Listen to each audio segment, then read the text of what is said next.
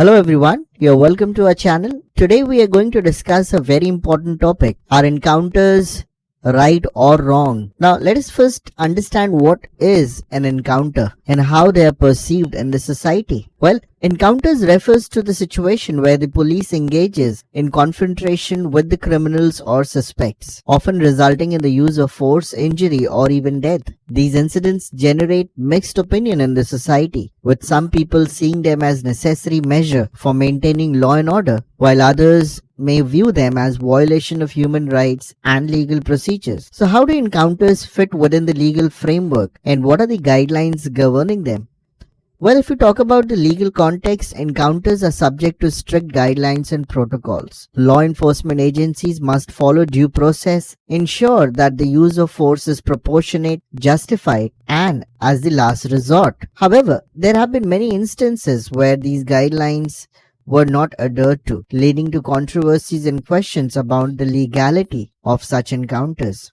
So what role do encounters play in society's perception of law enforcement and how do they impact public opinion? Well, encounters have always have a polarizing effect on the public opinion. Some of the people might support encounters while others may defy it. Some view them as necessary means to curb crime and ensure public safety, while others see it is as an example of police excess and lack of accountability. Now the key is to strike a balance between the need of efficient law enforcement and upholding the principle of justice and human rights.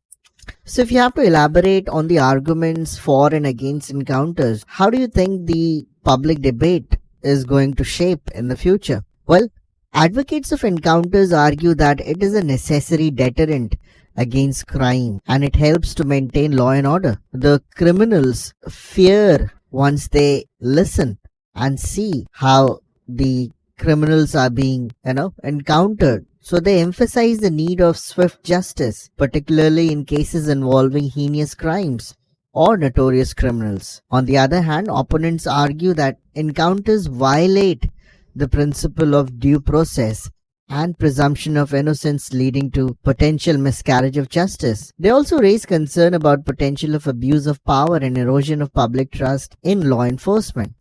So how do encounters relate to the legal process and what are some potential consequences when the encounters bypass the due process? Well, when the encounters bypass the due process, it can lead to several negative consequences. For once, it undermines the rule of law and foundation principle of a justice system, such as the presumption of innocence and the right to fair trial. Additionally, bypassing the judicial process increases the risk of wrongful conviction or punishment, which can have severe long-lasting impact on individuals and their families. Lastly, it can erode public trust in law enforcement and the justice system, resulting in weakened social fabric. So, if you have to give your opinion on the balance between the need for efficient law enforcement and upholding the principle of justice and human rights in the context of encounters, what would be your opinion? Well, striking the right balance is essential. On one hand, law enforcement agencies need to be efficient and effective in maintaining law and order. However,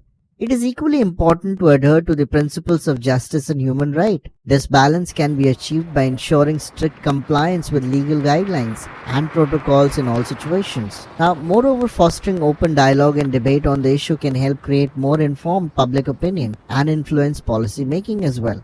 Also, in a society which is multifaceted, an approach needs to be addressed, which is a very complex issue. The law enforcement agencies must strictly follow guidelines and protocols while conducting encounters, ensuring accountability with transparency. Second, the justice system should be strengthened to deliver timely and effective justice, reducing the perceived need of extrajudicial measures. Now, why would a person or a public say that this criminal should be killed by the police in an encounter? Why? Because there is a perception among the people that the justice will take a long time. Even if the person is not guilty, to hold him not guilty, it will take years and years. And for someone who has committed a crime in the eyes of the public, quick and immediate justice is the need of the hour. So if the judiciary can provide timely justice to the cases, this will be a great result. Lastly, fostering public awareness and debate on the issue can help shape policies and practices that strike the right balance between efficient law enforcement and upholding the principle of justice and human rights. So I hope this conversation about whether this is right or wrong is thought-provoking and informative. I would want you to share your comments.